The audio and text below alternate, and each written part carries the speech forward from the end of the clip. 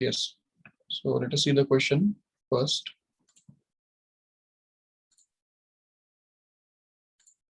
I hope you can see the screen.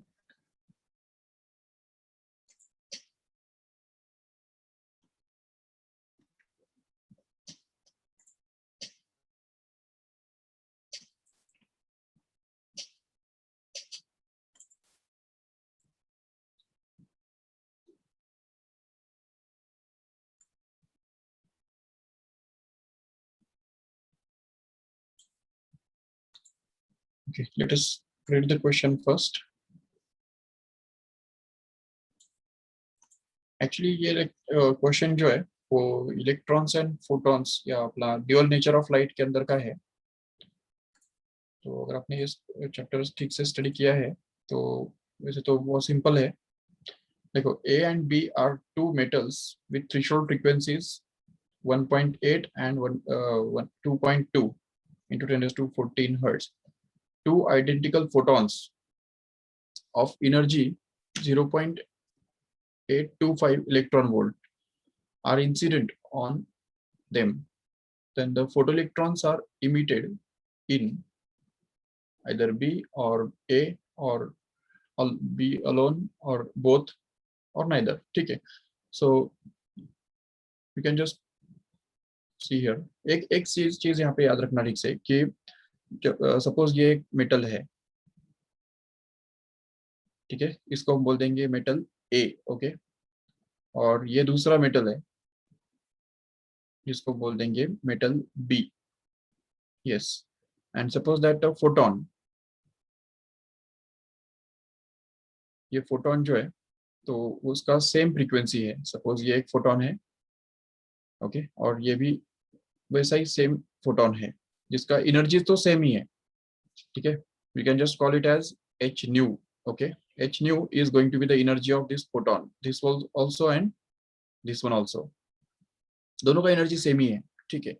लेकिन वो जब इस मेटल के ऊपर इंसिडेंट होते हैं तो होता क्या है, देखो ठीक से, एक सिंपल सी बात यहाँ पे समझो, एक बेसिक कंसेप्ट ऐसा है कि समझो ये मेटल है, ठीक है, और ये सपोज एक फोटोन है, ठीक है, उसके उसके अंदर जो एनर्जी है वो सपोज h न्यू है, ठीक है, h न्यू, और इस मेटल का जो वर्क फंक्शन है, वर्क फंक्शन मतलब इलेक्ट्रॉन्स को बाहर निकलने के लिए जो minimum amount of work done करना पड़ता है या एनर्जी लगता है, उसको हम बोलते हैं work function, which is actually phi naught, okay, phi naught. And once this electron will just emitted out, then it will have some kinetic energy k, or we can just call it as ke here, okay. तो इन तीनों के बीच में क्या relationship होगा, देखो ये simple सी बात ये है कि ये जो h न्यू है वो एक्चुअली दो पार्ट्स में बट जाता है।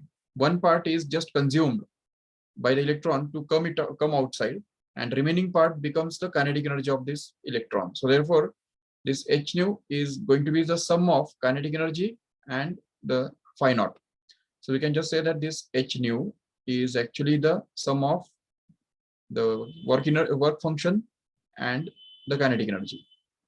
सीधी बात है ना, जितना एनर्जी उसको बाहर आने के लिए लगेगा उतना वो यूज कर लेगा, जिसको हम वर्क फंक्शन बोलते हैं, और जो बचा हुआ जो एनर्जी है वो उसका काइनेटिक एनर्जी बन जाएगा, जस्ट बिल्कुल।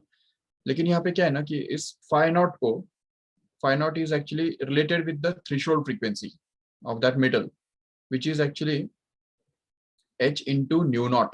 ये phi naught के बदले हम h into nu naught अगर यहाँ पे डाल देंगे, देखो तो इससे हमको क्या मिलेगा, simply h nu is equal to h into nu naught plus kinetic energy, ये हमको मिल जाएगा एक सिंपल सा इक्वेशन, जिसको हम ये h न्यू नॉट को अगर इस तरफ लेके जाएंगे तो वो सब्ट्रैक्ट हो जाएगा उसमें से, और हमको मिलेगा h common, and we can just be left with nu minus nu naught is going to be equal to kinetic energy. And here we can just note that, देखो यहाँ पे अगर h जो है, न्यू जो है वो मतलब फोटोन का जो एनर्जी है, फोटोन का जो फ्रीक्वेंसी है वो अगर थ्रेशोल्ड फ्रीक्वेंसी से ज्यादा है तो फोटोइलेक्ट्रॉन्स इमिट होंगे, yes, okay. But if suppose this new, that means the frequency of the photon ठीक है। फोटोन का जो फ्रीक्वेंसी है वो अगर थ्रेशोल्ड फ्रीक्वेंसी से भी अगर कम रहता है तो उस केस में कोई इलेक्ट्रॉन्स इमिट नहीं होने वाले हैं। ठीक है, तो यही क्राइटेरिया है। So we have to just check this whether this nu is greater than nu not और nu is less than nu not. क्योंकि देखो अगर nu less than nu not हो जाएगा तो उस केस में ये काइनेटिक एनर्जी जो है वो तो निगेटिव हो जाएगा, and negative kinetic energy exist ही नहीं करता है। तो इसलिए यहाँ पे हमको क्या करना है, न्यू, न्यू नॉट और ये कंपेयर करने हैं बस। Just wait a minute.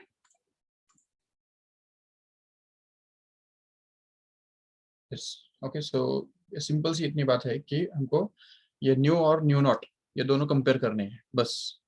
अब देखो यहाँ पे ए मेटल के लिए न्यू नॉट कितना है, देखो थ्रेशोल्ड फ्रीक्वेंसीज दिए ना यहाँ पे। तो ये जो है 1.8 इंटू 10⁻14 ये एक्चुअली मेटल ए का न्यू नॉट है। ओके, और अभी यहाँ पे हमको ये न्यू तो निकालना पड़ेगा जरूर, क्योंकि हमको पता है ऑलरेडी कि इसका जो फोटोन का जो एनर्जी दिया हुआ है यहाँ पे, ये जो देखो ये फोटोन का एनर्जी है, राइट। तो इससे हमको न्यू निकालना पड़ेगा, मतलब उसका फ्रीक्वेंसी निकालना पड़ेगा, फोटोन का फ्रीक्वेंसी। वो कैसे निकालेंगे, तो वो उसके लिए हमारे पास फॉर्मूला है simply phi naught is equal to H into nu naught, correct है। तो अगर हम ये यूज करेंगे तो इससे हमको मिलेगा actually new not is going to be equal to phi naught upon h. That's it. So if we just use this here, then we get this nu naught to be equal to phi naught. अब देखो phi naught कितना है यहाँ पे, phi naught तो 0.825 ये है। लेकिन अभी इसमें एक बात याद रखो, ये इलेक्ट्रॉन वोल्ट में है बराबर, तो उसको हमको जूल में कन्वर्ट करके लेना पड़ता है। तो उसके लिए उसको हमको 1.6 इंटू 10⁻⁻19 से एक्चुअली मल्टीप्लाई करना पड़ेगा। Okay, so let us multiply this by 1.6 into 10⁻⁻19. Then it will just get converted into joule. Okay, तो ये वो बन गया अभी जूल में, और फिर उसको डिवाइड करना होगा H से, जो कि एक्चुअली हमारे पास है 6.34, नहीं सॉरी 6.3 इंटू 10⁻⁻34, करेक्ट है। ये प्लैंक्स हाँ प्लैंक्स कांस्टेंट है। तो इससे हमको न्यू नॉट का वैल्यू मिलने वाला है, सॉरी न्यू नॉट नहीं, न्यू का, हाँ अरे सॉरी सॉरी सॉरी, ये H energy of the photon is equal to H nu होता है, इसको न्यू नॉट बोलना गलत है।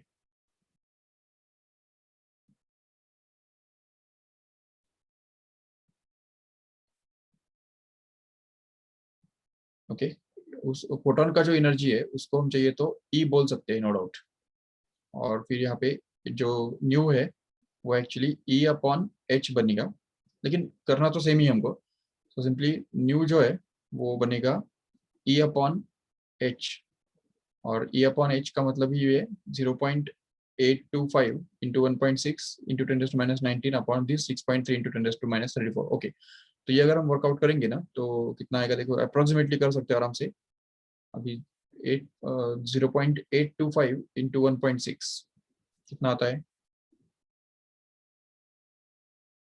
ऑलमोस्ट, तो ठीक है 10 का पावर तो एटलीस्ट वर्कआउट करेंगे। 10⁻⁻34 ऊपर जाके 10⁻+34 बनेगा, उसमें से 10⁻⁻19 अगर कट कर दो तो उसमें 10⁻21 बचा रहेगा, नहीं 10⁻15 बचा रहेगा। ओके, ये 10⁻15, और बाकी ये 0.825 इंटू 1.6 कितना बनता है देखो, just try to do it orally.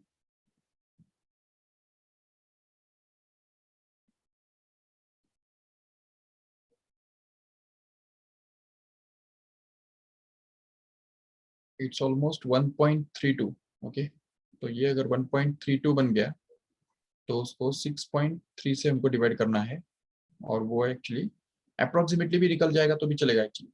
देखो इसको अगर हम सपोज 1/6 भी अगर ले लेंगे तो भी चलेगा अप्रोक्सीमेटली, या ये 2 हटा दो सिर्फ यहाँ से, 2 कंसिडर मत करो। सो 1.3 अपॉन 6.3 मतलब ये वो 13/63 हो गया ना ऑलमोस्ट एक तरह से।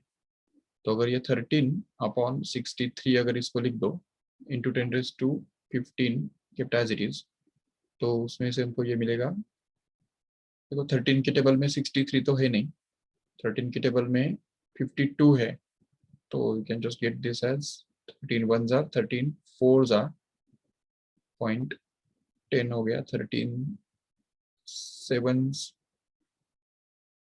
या 8 के आसपास हो सकता है।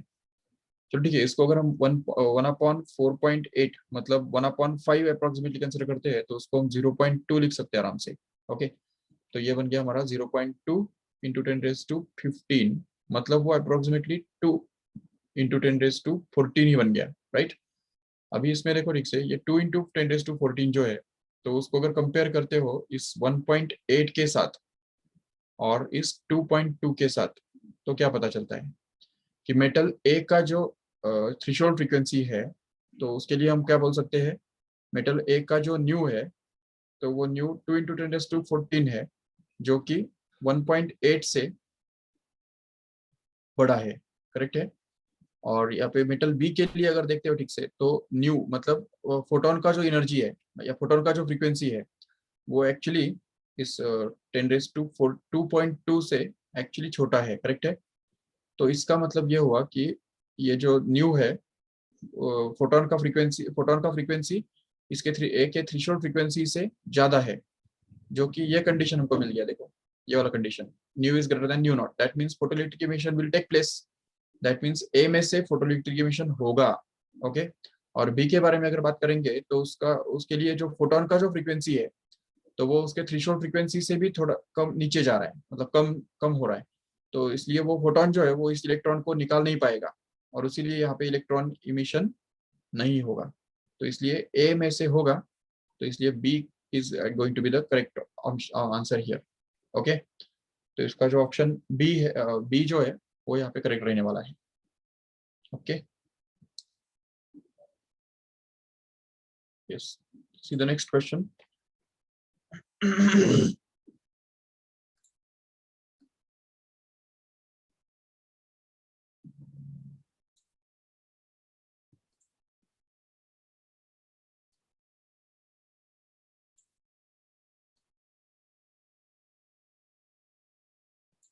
ये भी शायद उसी चैप्टर का है।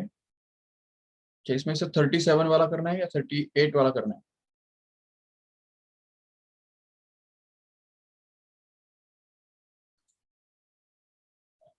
यस, 37 वाला करना है या 38 वाला?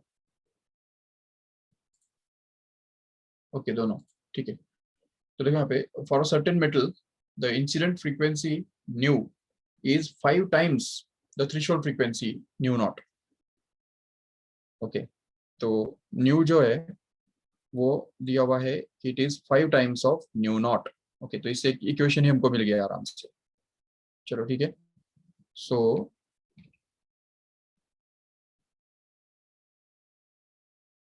and the maximum velocity of coming out photoelectron is given also. This is also given. If nu is equal to 2 times of nu naught, then the maximum velocity of photoelectrons will be, yes. So see here, if nu is greater than nu is equal to 5 times of nu naught, then the velocity of electron coming out is going to be 8 into 10 raised to 6 metre per second. Okay, अभी क्या relationship होता है इस new new not और we के बीच में?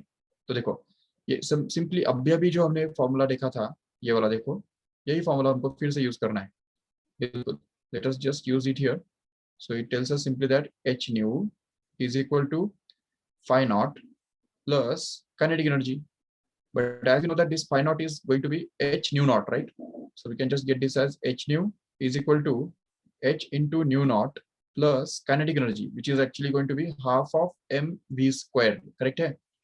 तो ये भी तुमको पता होना चाहिए, काइनेटिक एनर्जी का जो फॉर्मूला है, तो हाफ ऑफ mv स्क्वायर हुआ करता है। चलो ठीक है, so if you just take this in this side, then we can be able to get this as h into nu minus nu naught, which is equal to half of mv square, right? Okay, so अभी ये जो है, this is the basic equation we have to use it in two ways, मतलब sorry 2 ways नहीं, 2 बार हमको use करना है। तो इसमें क्या दिया हुआ है कि for a certain material the incident frequency nu is 5 times of threshold frequency, then the maximum velocity is this here, and if this nu is equal to 2 times nu naught, then maximum velocity will be to be found out. तो देखो अगर हम ये first condition अगर use करते हैं, okay, first condition अगर use करते हैं तो इसमें फर्स्ट कंडीशन में क्या दिया हुआ है, देखो ये जो न्यू का जो वैल्यू है वो actually 5 times of nu not दिया हुआ है, और जो वेलोसिटी है वो 8 × 10⁶ दिया हुआ है। तो अगर हम ये सब यूज करते हैं यहाँ पे तो हमको मिलेगा h इंटू, यहाँ पे न्यू के बदले क्या रखना है हमको, 5 टाइम्स ऑफ न्यू नॉट, तो हमको मिल गया 5 times of nu naught minus nu naught which is going to be equal to half of m into v, जो कि 8 × 10⁶ है,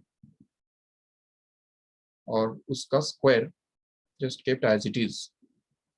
ओके, ये उसका पूरा स्क्वायर हम करेंगे। Just give this as equation number 1। Okay, and now we can just say the second condition here.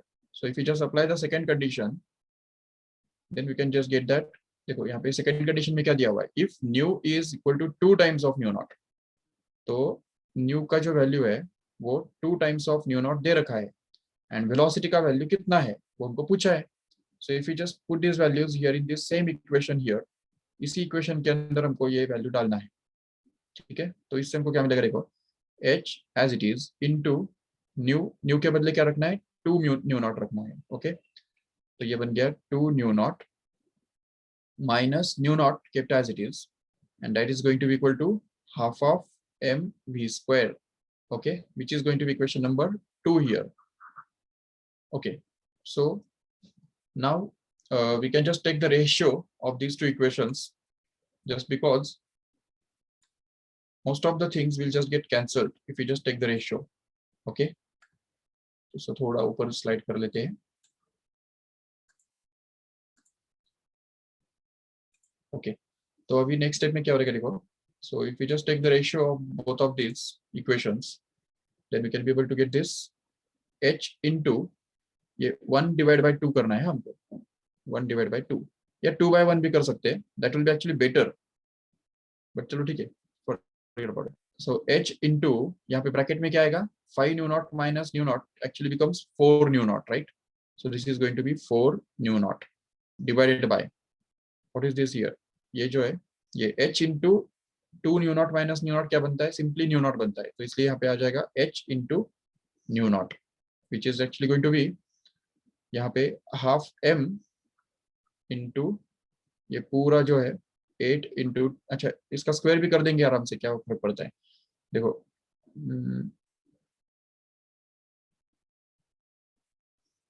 ठीक है, इसको हम लिख सकते हैं 64 into 10⁻²², okay, and that is going to be the denominator. So यहाँ पे simply half of m into v square आ जाएगा, बस खत्म।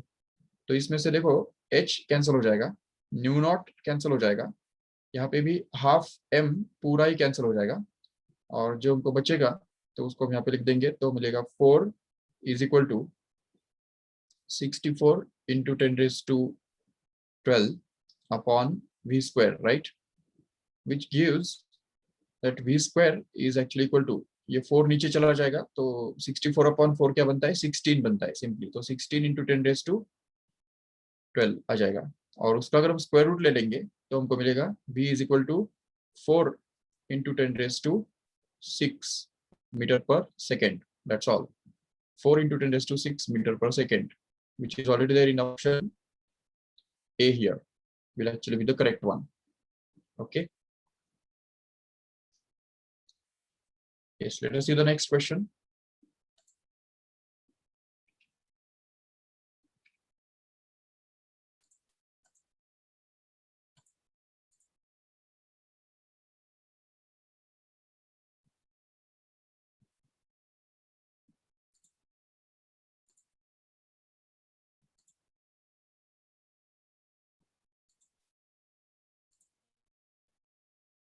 यस, इसी के अंदर जो सेकेंड वाला क्वेश्चन है तो वो हम देख लेंगे फटाफट।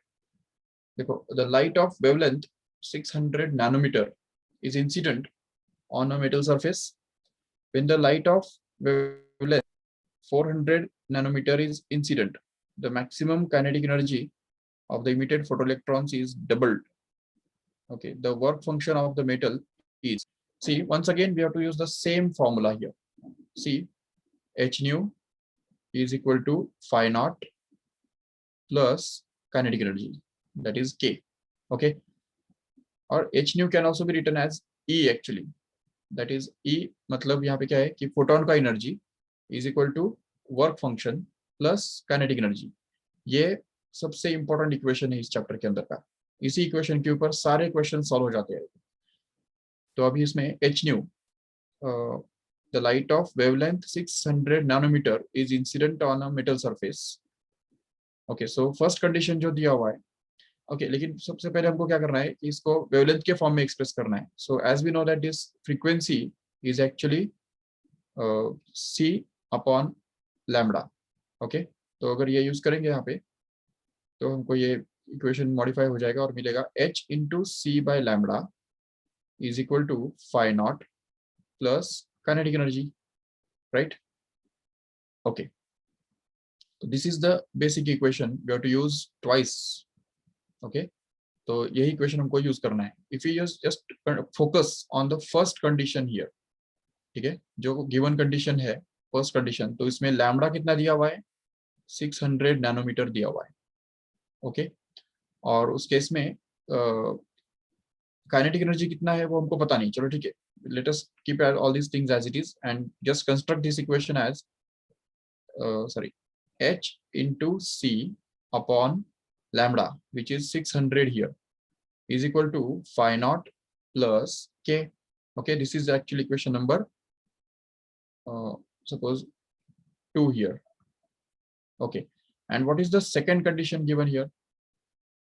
Just read the second condition and what does it tells us? When the wavelength of 400 nanometer, okay, 400 nanometer का wavelength जब इंसिडेंट होता है तो मैक्सिमम काइनेटिक एनर्जी जो है वो डबल हो जाता है। अभी डबल किसका हो गया, जो पहले था उसका डबल हो गया। तो इसलिए सेकंड कंडीशन का मतलब ये है कि lambda is given to be 400 nanometre and the kinetic energy in this case here is going to be k dash, which is actually 2 times of k here. Okay, तो जो k है यहाँ पे, इस k के बदले हमको क्या करना है, 2k डालना है। तो वो इक्वेशन इस तरह से मॉडिफाई हो जाएगा और मिलेगा h into c upon 400 is equal to phi naught, which is the same because metal is same ना, जब तक मेटल सरफेस सेम होता है तब तक ये phi naught सेम रहता है। ठीक है, तो इसलिए ये प्लस यहाँ पे k के बदले क्या आने वाला है, 2k आएगा बस, और इसको हम इक्वेशन नंबर 3 करके रिकॉर्ड कर देंगे।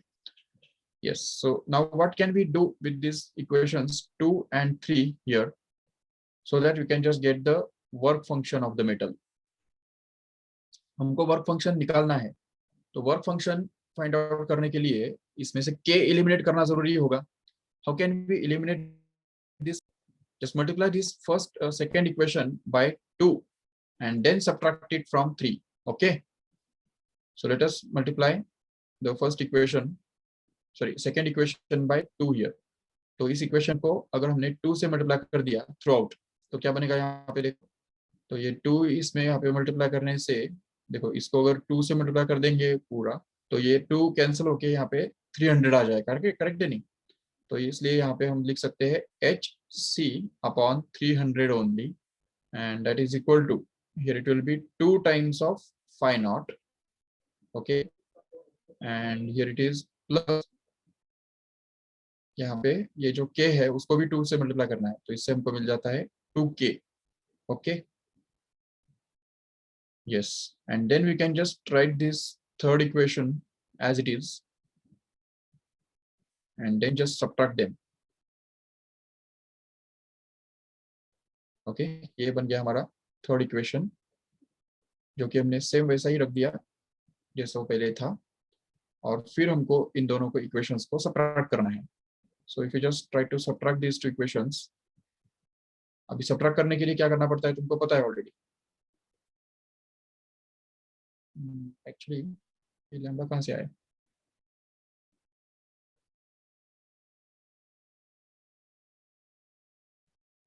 यहाँ से शायद, ठीक है, just forget about that.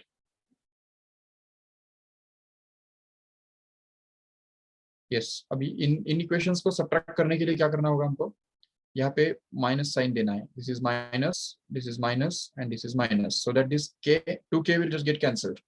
and what we are left here is hc by 300 minus, here it is hc by 400, which is going to be equal to 2 phi naught minus simply phi naught, correct? And then we can be able to get this hc common, and what we are left is inside is 1 upon 300 minus, or just let us take this hc upon 100 to be common, okay? तो hc upon 100 common ले लेंगे तो यहाँ पे अंदर बचेगा 1 upon 3 minus 1 upon 4, okay, which is actually going to be phi naught, that is to be found out. So what can we say is phi naught is actually going to be equal to h into c upon 100 into what is this bracket here, 4 minus 3 upon 12, तो मतलब वो 1 by 12 हो गया, so it will becomes 1 by 12 here.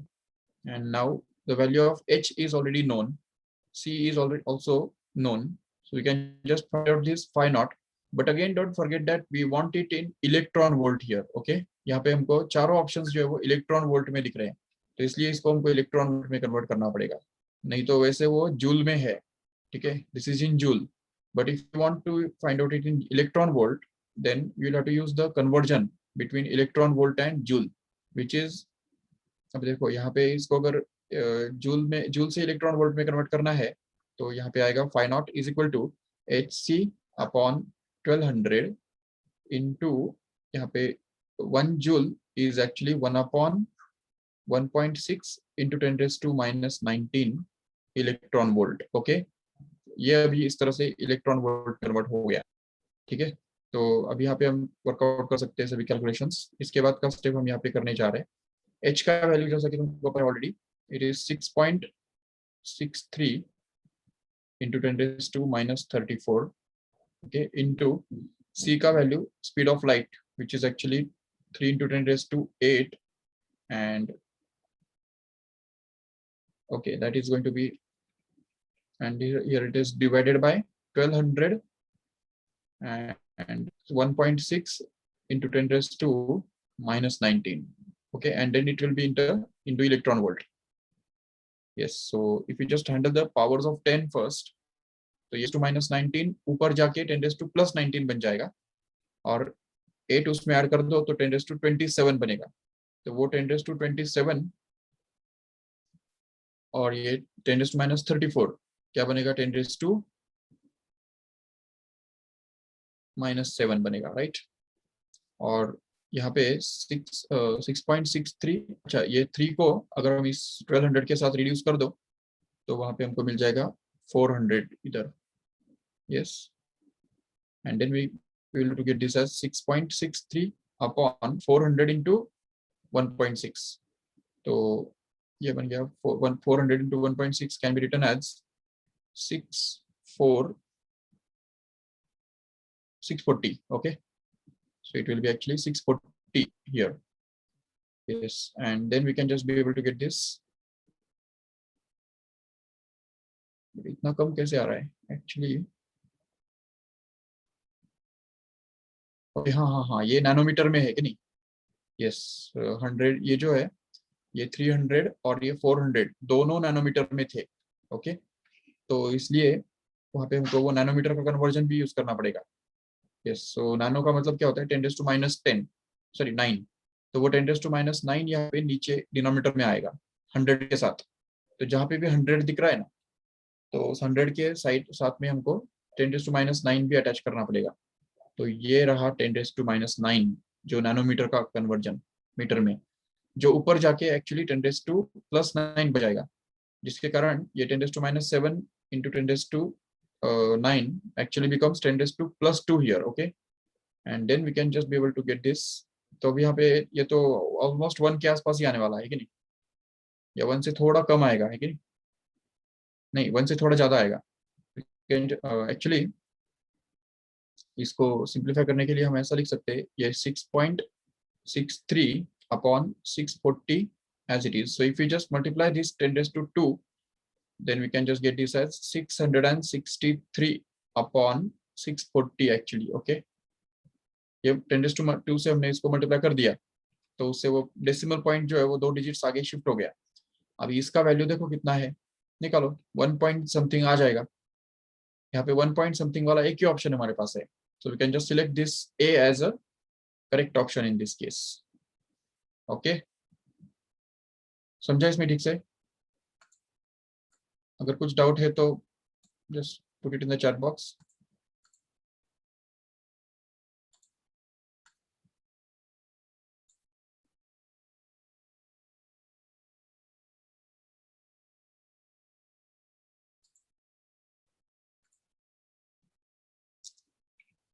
Okay, so let us see the next question.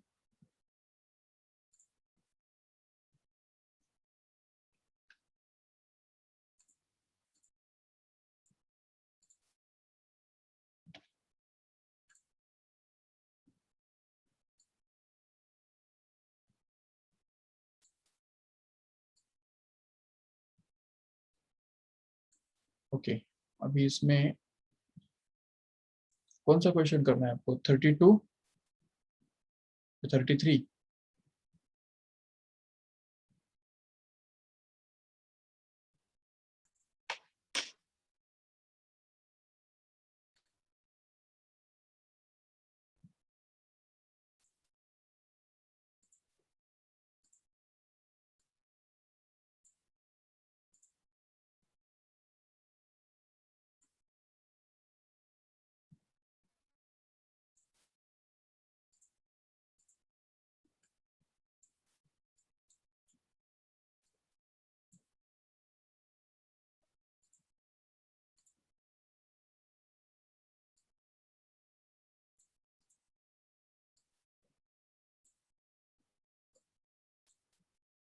Yes, पढ़ने में आ रहा है सबको? Okay, 32। Yes. See here, if K1 and K2 are the maximum kinetic energies of the photoelectrons emitted when the lights of wavelength lambda 1 and lambda 2 respectively incident on the metallic surface, and if lambda 1 is given to be 3 times of lambda 2, then what is the going to be the relationship between K1 and K2? Okay, so see, once again we have to use the same formula as we have already stated that this formula E is equal to phi naught plus K is going to be used in the whole chapter. Every question can be solved based on this formula only. तो अगर ये formula use करेंगे तो देखो क्या होगा। तो K1 and K2 are the maximum kinetic energies of photoelectrons emitted when the lights of wavelength, okay तो मतलब सपोज देखो ये सरफेस एक ही है यहाँ पे, this is the surface, okay, and there are two lights or two photons, one is of wavelength lambda 1, okay, and other one is of wavelength lambda 2 here, okay. So these are the two photons which are going to incident on the same metal surface, okay, whose work function is going to be same, that is phi naught here, okay. So phi naught is going to be the work function of that metal, yes, but the kinetic energies will just be different. तो यहाँ पे ये जो lambda 1 जब यहाँ पे incident होगा तो उसकी वजह से जो इलेक्ट्रॉन इमिट होगा उसका जो काइनेटिक एनर्जी है उसको हम बोल देंगे K1, चलेगा? This is K1। देखो क्योंकि यहाँ पे दिया हुआ है ना कि K1 and K2 are the maximum kinetic energies of the photoelectrons emitted when the lights of wavelength lambda 1 and lambda 2 are incident. तो मतलब K1 is corresponding to lambda 1 and K2 is actually corresponding to lambda 2, okay. That means when this photon just incident on this surface here, then the emitted photoelectron will have its kinetic energy which is given by K2 here, okay. So if we just talk about this first electron 1 here, okay, इस 1 के लिए अगर हम use करेंगे we can say for 1, okay. अच्छा लेकिन ये जो इक्वेशन है ये इस इक्वेशन के अंदर हमको लैम्बडा लेके आना पड़ेगा है कि नहीं? तो उसके लिए जैसा कि हम जानते हैं H into nu is equal to phi naught plus K, and here nu is actually C by lambda, so we can just get this as HC by lambda in the same way as we have done it just before, is equal to K phi naught plus K, right? And then we can just use this for first equation. तो first condition के लिए अगर हम use करेंगे इस equation को तो उसमें से हमको मिलेगा देखो एच सी बाय लैम्बडा के बदले क्या आएगा, लैम्बडा 1 आएगा, right. which is going to be equal to phi naught plus k1. This is for equation number 1. Okay, and if you just read the second statement here, तो ये जो 2 दिया हुआ है k2 और lambda 2, तो वो भी हम यहाँ पे डाल देंगे आराम से, तो उससे हमको ये मिल जाएगा, ठीक है, hc upon lambda 2 here, which is actually going to be phi naught plus k2, correct है? Yes, so this is equation number 2 given here. And now what we have to do about these two equations, so that we can just get the relationship between k1 and k2, and relation between lambda 1 and lambda 2 is given, that is lambda 1 equal to 3 lambda 2. तो अभी यहाँ पे हम क्या use करेंगे, देखो k1 k2 के बीच में रिलेशनशिप चाहिए ना, तो just subtract these two equations. So here it is minus, here it is minus, here it is minus, so that this phi naught will straight away get cancelled, and what we are left with is simply hc by lambda 1 minus hc by lambda 2, which is going to be equal to, here it is k1 minus k2. Okay, and then we can just take this hc common here, so that we can just get this hc, and in the bracket it will be 1 upon lambda 1. अच्छा, ऐसा करें, पहले हम lambda 1 का value रख देंगे इसमें, ठीक है, तो इसमें पे आ जाएगा hc by lambda 1, where lambda 1 is given to be 3 times of lambda 2, okay, minus again hc upon lambda 2 kept as it is, which is actually going to be k1 minus k2, so that hc can be taken common. Along with that, lambda 2 also can be taken common, right? And what we are left inside is 1 by 3 minus 1. Okay, hc by lambda 2 पूरा ही चला गया ना बाहर, तो इसलिए ये 1 by 3 minus 1 बचेगा, जो कि k1 minus k2 का वैल्यू होगा, right? And then we can just get that hc by lambda 2 into what is this 1 by 3 minus 3, sorry, 1 by 3 minus 1, it is actually minus 2 by 3, right? And that is going to be k1 minus k2 here. Yes, but if we just multiply this by minus sign here throughout, then we can be able to get this 2 by 3 into hc by lambda 2 is going to be, ये minus sign से multiply करेंगे तो यहाँ पे k2 minus k1 आ जाएगा, correct है?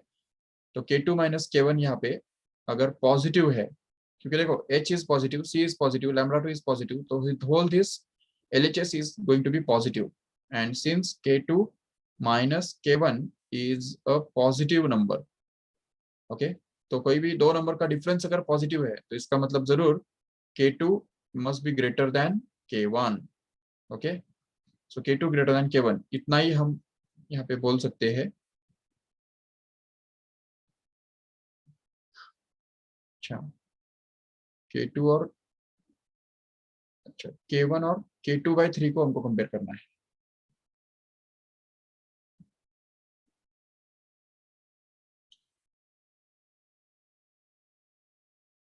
Okay, सो अभी चलो ठीक है, ये तो बहुत जनरल स्टेटमेंट हो गया, but if you just not subtract this two equations only, but suppose यहाँ पे जैसे कि हमने सिंपली ये दो इक्वेशंस को सब्ट्रैक्ट किया था यहाँ पे, तो यहाँ पे हमको पता चल रहा है कि सब्ट्रैक्ट करने से कुछ ज्यादा फायदा नहीं हो रहा है, मतलब हमको k1 और k3 बाई k2 बाई 3 को हमको कंपेयर करना है. तो उसके लिए हम क्या करेंगे, देखो यहाँ पे लैम्बडा 1 जो है ना, तो उसका वैल्यू यहाँ पे डाल देंगे, ठीक है, तो इससे क्या बनेगा, देखो hc अपॉन लैम्बडा 1 के बदले डाल देंगे 3 times of lambda 2, and that is equal to phi naught plus k1.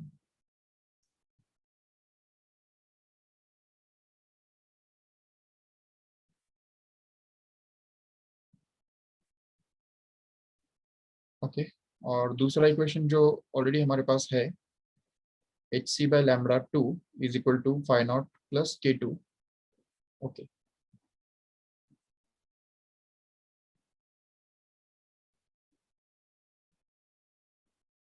Yes, तो ये जो hc by lambda 2 का वैल्यू है, तो वो हम यहाँ पे डाल सकते हैं क्या, चेक करो एक बार. तो यहाँ पे आ जाएगा 1/3 इंटू hc/λ2, जिसका वैल्यू एक्चुअली हमारे पास है phi not plus k2. Okay, that is equal to phi naught plus k1 as it is. And if we just take this 3 in that side, then we will be able to get this phi naught plus k2 to be simply equal to 3 times of phi naught plus 3 times of k1, right? And then we can just take this phi naught in that side and get this as k2 is equal to simply 2 times of phi naught plus 3 times of k1. And this is actually to be done here. तो देखो यहाँ पे हमको क्या करना है, इससे हमको क्या पता चलता है, देखो कि k2 is actually greater than 3 times of k1 also. तो सिंपली सिर्फ k2 k1 से बड़ा नहीं है, बल्कि k2 जो है वो 3 टाइम्स ऑफ k1 से भी बड़ा है. ये हमने यहाँ पे प्रूव कर दिया. तो इस जो कि यहाँ पे k2 is greater than 3 times of k1, मतलब ही ये a ऑप्शन यहाँ पे करेक्ट हो गया. नहीं सॉरी, बी ऑप्शन करेक्ट हो गया. समझा क्यों? क्योंकि इसी को हम ऐसा भी तो लिख सकते हैं कि नहीं, k2/3 is greater then k1. इसको ही उल्टा करके ऐसा लिख सकते हैं कि k1 is less then k2/3. Okay, which is already there in this option B here. Okay, so in this way we can just prove this B option correct here. And if we just talk about this 33rd here, the work function of cesium is given. Its threshold frequency is to be found out. We can just find out it by using the formula phi naught is equal to h into nu naught. Okay, but only thing we have to remember here is that we have to convert this phi naught into joule first, and then only we can just be able to get this frequency in hertz. तो phi naught कितना दिया है, 2.14 दिया है. तो ये 2.14, लेकिन वो इलेक्ट्रॉन वोल्ट में है. Just multiply it by 10⁻⁻19 here, and then just divide it by 6.63 into 10⁻⁻34, which is the value of Planck's constant h here. And just work out all these calculations, we can just get the final answer. अगर approximately भी करेंगे तो 1.6 into 2 कितना होता है, 3 होता है. तो यहाँ पे 3.2 या 3.3 के आसपास आ जाएगा. और नीचे कितना है, 6.6 के आसपास है. और ये 10⁻15 तो आएगा ही ऊपर. तो इसको हम अप्रोक्सीमेटली 1/2 लिख सकते हैं आराम से, right? So it will B 1/2 into 10⁻15, which can be written as 0.5 into 10⁻15, which can be written as 5 into 10⁻14. So 5 into 10⁻14, that means D here can be written to be the correct option in this case. Okay, yes. अच्छा, listen carefully. एक आपको बताना था. yes, अगर आपको Patel sir के अगर lectures attend करने हैं अभी, क्योंकि उनका GOC चल रहा है ऑलरेडी 11th के इस बैच में, तो वो आप कर सकते हो. अगर मुझे बता दो तो मैं आपको उस बैच में ऐड कर सकता हूँ. सो जस्ट व्हाट्सएप पे या अपने चैट बॉक्स में, मोबाइल के चैट में जैसे सिर्फ डाल दो कि I want to attend the chemistry lectures for 11th standard करके. नीट के लेक्चर चल रहे हैं उनके, ठीक है? तो वो कर सकते हो. और दूसरी बात ये है कि ये बताना था कि आपका जो वेबसाइट है nuclearacademy.org, ठीक है, उसके ऊपर भी आप जाके बहुत सारी चीज़ें कर सकते हो. जैसे देखो यहाँ पे एक शॉर्ट में बता देता हूँ. जैसे आप www.nuclearacademy.org पे चले जाएंगे तो वहाँ पे आपको ये स्टूडेंट जोन करके एक ऑप्शन मिलेगा. तो स्टूडेंट जोन पे अगर क्लिक करते हो तो एक सेपरेट पेज खुल जाएगा जहाँ पे ये फर्स्ट 3 ऑप्शंस तो इतने ज़्यादा काम के नहीं है, बट यहाँ पे रेगुलर सेक्शन में अगर देखेंगे तो डाउनलोड टेक्स्ट बुक्स, जो आपको ऑलरेडी पता है. यहाँ पे क्वेश्चन बैंक्स आप डाउनलोड कर सकते हो रेगुलर का. इवन यहाँ पे क्वेश्चन पेपर्स भी अपलोड डाउनलोड करके ले सकते हो यहाँ से. और यहाँ पे जेई नीट का सेक्शन है देखो, तो इसमें यहाँ पे स्टडी मटेरियल डाउनलोड कर सकते हो. और यहाँ पे क्लिक करके MCQ बैंक डाउनलोड कर सकते हो. जेई के लिए सेपरेट, नीट के लिए सेपरेट बना हुआ है. और शॉर्ट ट्रिक्स एंड फॉर्मूले जो है वो भी आप यहाँ से डाउनलोड करके ले सकते हो। ठीक है, ये एक ही वेबसाइट पे जो है मैं वो यहाँ पे अलग अलग लिंक्स पे क्लिक कर रहा हूँ। ठीक है ना, यहाँ पे चैप्टर वाइज क्वेश्चन पेपर्स पे भी क्लिक करके जेई नीट के जो 20 MCQs के क्वेश्चन पेपर्स होते हैं तो वो यहाँ से आप डाउनलोड करके ले सकते हो आराम से। देन अगेन ग्रुप वाइज, और यहाँ पे क्लिक करने से फुल सिलेबस वाले क्वेश्चन पेपर्स आप डाउनलोड करके ले सकते हो। ठीक है, ओके ओके ठीक है। और फिर यस सॉरी, और थोड़ा नीचे जाएंगे तो लाइव लेक्चर्स के भी रिकॉर्डिंग्स के लिंक है। तो यहाँ से ये तो आपको मोस्टली पता ही रहेगा। यहाँ पे आप क्या करते हो कि 2021-22 का 12th का आपका बैच है, बराबर। तो ये जो सॉरी 2020-21 वाला बैच है आपका। तो यहाँ पे अगर आप क्लिक करते हो तो उससे आपका आपके जो बैच के रिकॉर्डिंग्स आपको मिल जाएंगे। ठीक है, लेकिन अगर आप 11th recorded lectures of 11th 2020-21 अगर करते हो, ये वाला जो फर्स्ट वाला जो लिंक है उसको अगर क्लिक करते हो तो सेपरेट पेज पे 11th के लेक्चर्स ओपन हो जाएंगे। 11th के रिकॉर्डेड लेक्चर्स आपको मिल जाएंगे यहाँ से। और थोड़ा नीचे जाएंगे तो यहाँ पे अगर बायो केमिस्ट्री के सामने अगर क्लिक करते हो, यहाँ पे ऊपर में जो है वो रेगुलर के लेक्चर्स है और नीचे यहाँ पे वो सारे जेई नीट के लेक्चर्स है। तो केमिस्ट्री के सामने अगर यहाँ पे क्लिक करते हो तो ये सेपरेट सेक्शन खुल जाएगा, जिसमें थोड़ा नीचे चले जाएंगे ना तो जनरल ऑर्गेनिक केमिस्ट्री करके एक चैप्टर आता है 11th का, आपको पता होगा। उसमें यहाँ पे अगर आप क्लिक करते हो तो यहाँ पे अब तक जितने लेक्चर्स हुए हैं जीओसी के, वो आपको यहाँ पे रिकॉर्डेड लेक्चर्स यहाँ पे मिल जाएंगे इसमें से। तो वो पहले एक बार जस्ट देख लो ठीक से। तो 4 lectures I think sorry 5 lectures हुए हैं ऑलरेडी। तो वो थोड़ा सा देख लो प्रॉपर, और उसके बाद फिर आगे के जो लेक्चर्स है वो आप लाइव अटेंड कर सकते हो आराम से। ठीक है, so that is to be told. Okay, and even one more thing, इसमें यहाँ पे थोड़ा सा नीचे अगर जाएंगे ना, इसी साइट में वेबसाइट में स्टूडेंट जोन वाली वेबसाइट में अगर थोड़ा नीचे जाओ तो एनिमेटेड लेक्चर्स वगैरह भी है, और इवन पावर पॉइंट प्रेजेंटेशंस के भी साइट है। यहाँ पे अगर क्लिक करते हो तो जो पीपीटीज आपने सॉल्व किए हैं इवन राधा मैम ने, या जो जेई नीट के लेक्चर्स के अंदर जो एमसीक्यूज उसमें से आपने सॉल्व किए हैं, तो वो सारे पीपीटी भी आपको यह इस वेबसाइट पे मिल जाएंगे आराम से। ठीक है, you can just go through it, just देख लो एक बार तो आपको पता चल जाएगा आराम से। ठीक है, yes, so let us stop here. Thank you all of you, bye bye.